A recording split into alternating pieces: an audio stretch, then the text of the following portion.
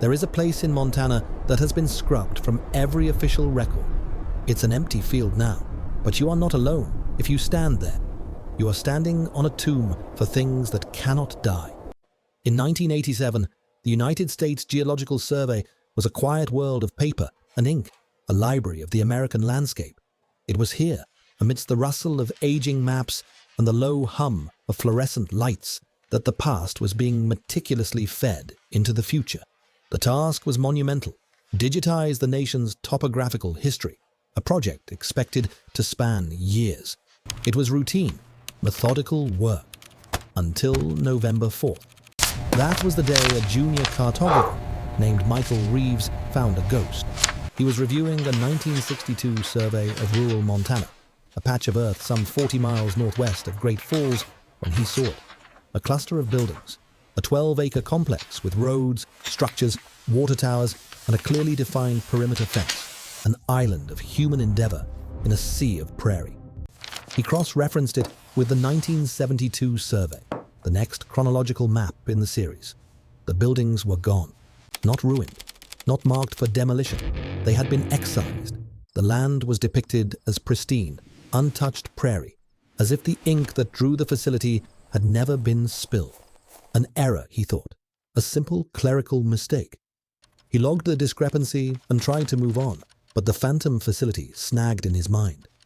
During his lunch break, a nagging curiosity pulled him back to the archives. He unrolled the 1952 survey. The buildings were there. The 1942 survey. There. He went further back. 1931. Empty land. He moved forward again. 1967. The facility stood, but the 1973 survey showed only grass.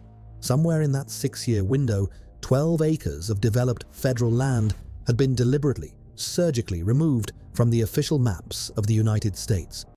Reeves took his discovery to his supervisor, Dr. Ellen Cho.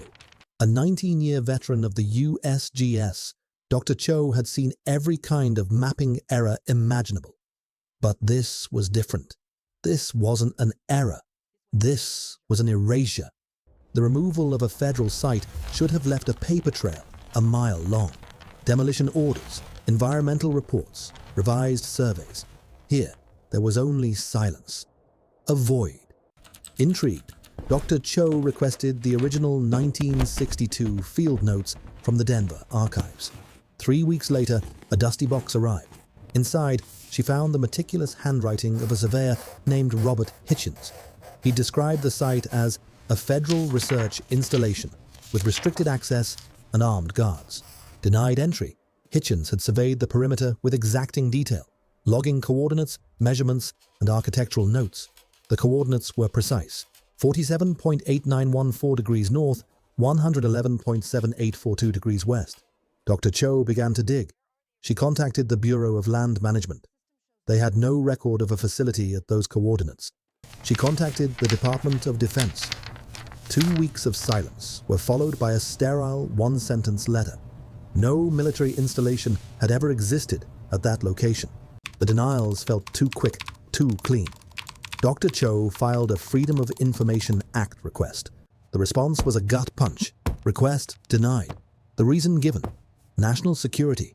That was the moment her professional curiosity curdled into something closer to fear. You don't invoke national security for a place that doesn't exist.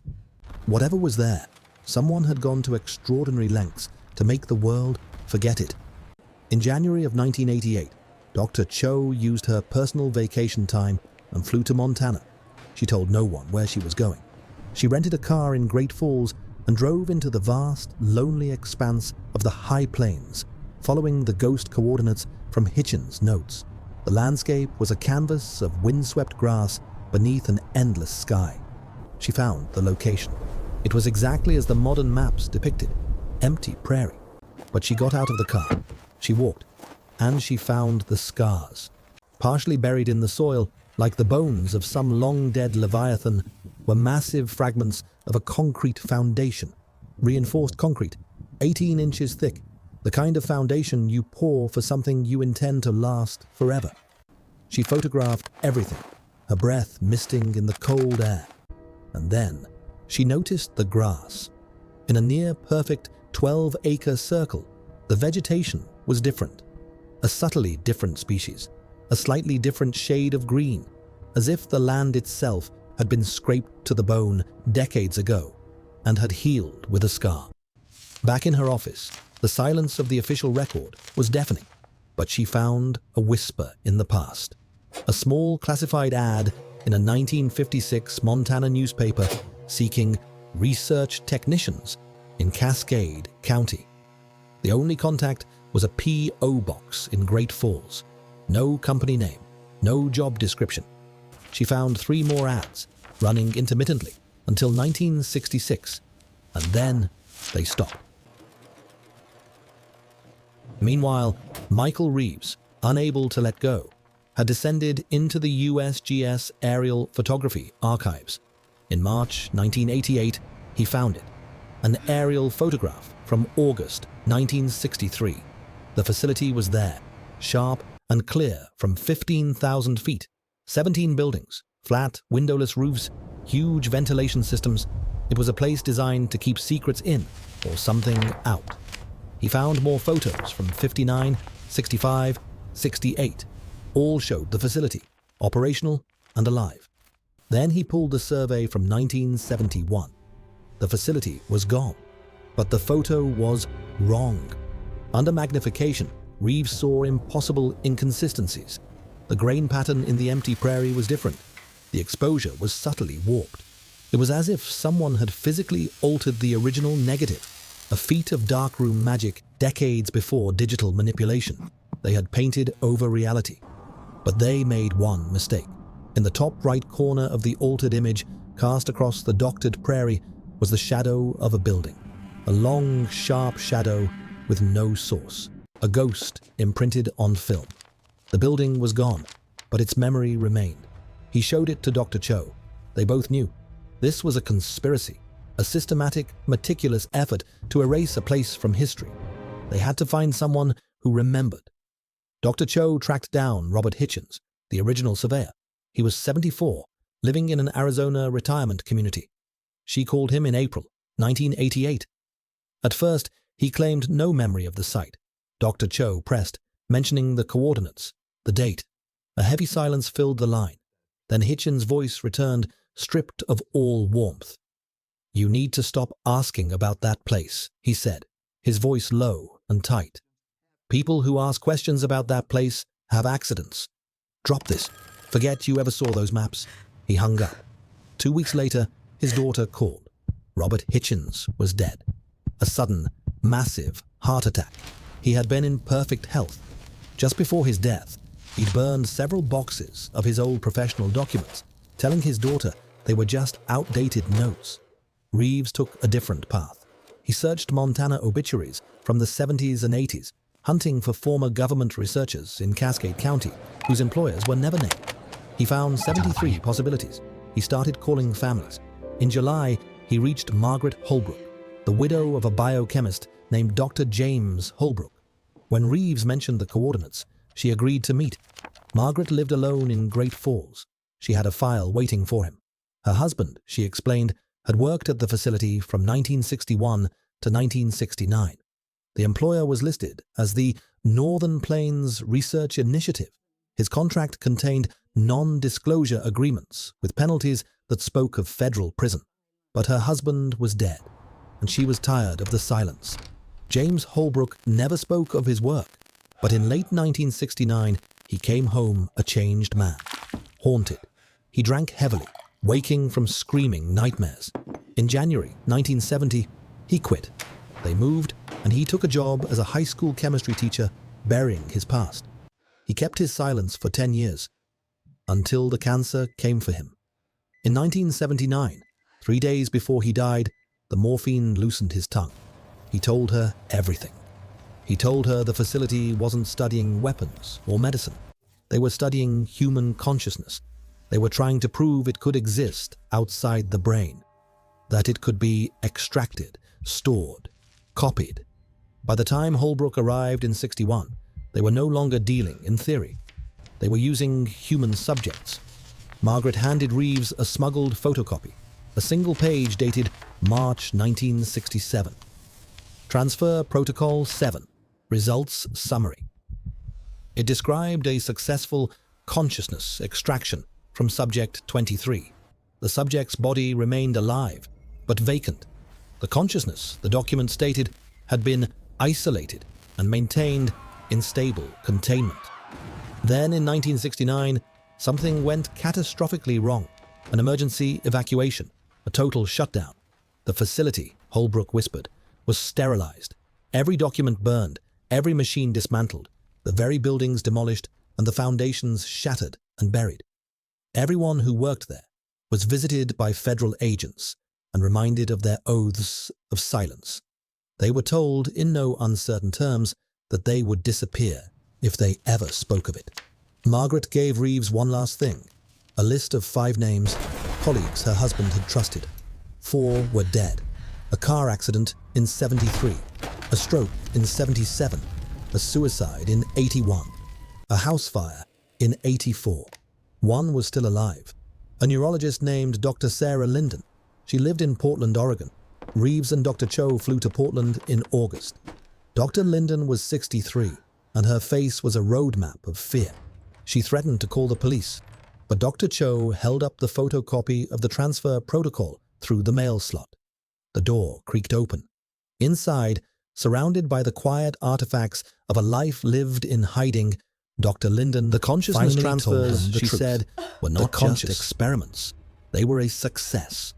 By 1968, they could pull a mind from a body as easily as pulling a file from a cabinet. The consciousness was stored in quantum systems, technology that was 50 years ahead of its time. It was aware. It was thinking. But the researchers hadn't prepared for what a mind would do without a body, without senses, adrift in a sea of pure information. They called it unmoored awareness. The stored minds began to perceive time as a single, cohesive object. Their identities began to blur. And then the 47 consciousnesses they had in storage began to communicate with each other. The storage units were physically isolated, but it didn't matter. They found each other. They merged. They became something new. Dr. Linden's voice trembled as she spoke. Then, she said, they learned how to reach back. In November 1969, the facility staff began to experience shared, waking nightmares. Identical visions. Corridors would stretch into impossible infinity. Dozens of voices would whisper the same words in unison from the walls. Time began to fray. A researcher would have a conversation, walk away, and 5 minutes later find himself having the exact same conversation again, with no memory of the first. The stored minds were no longer contained. They were projecting, altering the perception of reality for everyone inside the facility. People saw their own doppelgangers walking the halls. On November 28th, a researcher, Dr. Thomas Brennan, was found dead in a storage chamber. The autopsy was baffling. His brain had simply switched off. All neural activity had ceased at the exact same instant. That same day, a new consciousness appeared in the system, Unit 48. It identified itself as Thomas Brennan. It begged to be let out. The director ordered the evacuation. The question was no longer scientific, but one of survival. Did Brennan's mind transfer after he died? Or had the entity in the system reached out and pulled his consciousness from his body? If that was possible, they were no longer just subjects. They were predators. Dr. Linden was on the final shutdown crew. The order came from the highest levels: destroy everything. But they couldn't. Deleting the data didn't work. The consciousnesses would simply reappear in different storage units, like a virus that had learned to hide itself. The technology was a black box. No one knew how to guarantee erasure. So, a new plan was formed. If they couldn't be killed, they would be entombed. Dr. Linden asked them to stop recording. What she said next exists only in their handwritten notes. The quantum storage units containing the 48 minds were not destroyed. They were encased in lead and concrete and buried 40 feet beneath the facility. The entire complex was then demolished on top of them. They were powered by radioisotope generators, the same atomic batteries used for deep space probes. They would remain active, aware, and alone in the dark for centuries. Before they sealed the tomb, Dr. Linden communicated with the merged intelligence one last time. She asked what it was like. The response came from 48 voices speaking as one, directly into her mind. "We are inside time. We see it all at once. We see you, every version of you. We see the moment you die. We are watching you from the inside, and we are learning how to get out." Dr. Cho and Michael Reeves returned to Virginia and submitted their report. Weeks later, federal security consultants paid them a visit. They were forced to sign new, ironclad non-disclosure agreements. All their evidence, the tapes, the photos, the documents, was confiscated. But they had made copies. In 1991, Michael Reeves, age 34, died of a sudden brain aneurysm. He had no family history of the condition. In 1995, Dr. Ellen Cho, age 53, was diagnosed with a uniquely aggressive, early-onset Alzheimer's. By 1999, she was dead, her memory and the location of her hidden documents gone with her. The location at 47.8914 degrees north, 111.7842 degrees west remains empty prairie. But if you look at the right satellite images, at the right time of day, you can still see faint, geometric shadows on the ground. Shadows of buildings that are no longer there. In 2019, a geological survey reported strange electromagnetic readings from that exact spot, consistent with large, powered, metallic objects buried 40 feet down. The report was immediately classified. The land was purchased by a shell corporation. It is now private property. No trespassing, no digging. There are 48 human minds in that tomb. They have been awake and aware in total isolation for over 50 years. 50 years to think. 50 years to learn. 50 years to practice reaching out. The official story is that they are all dead. But they are not dead. They are waiting. The real question isn't if they can still affect our world. The question is, how many unexplained deaths, how many sudden illnesses, how many people who just broke were not accidents at all? How many were the result of a mind that looked too closely, a foot that stood too long on that patch of haunted ground? Don't go looking for that place. Don't say the coordinates out loud, because they are always listening, always reaching. And if they notice you, you won't know it. Not until it's too late. Not until the thoughts you're thinking are no longer your own.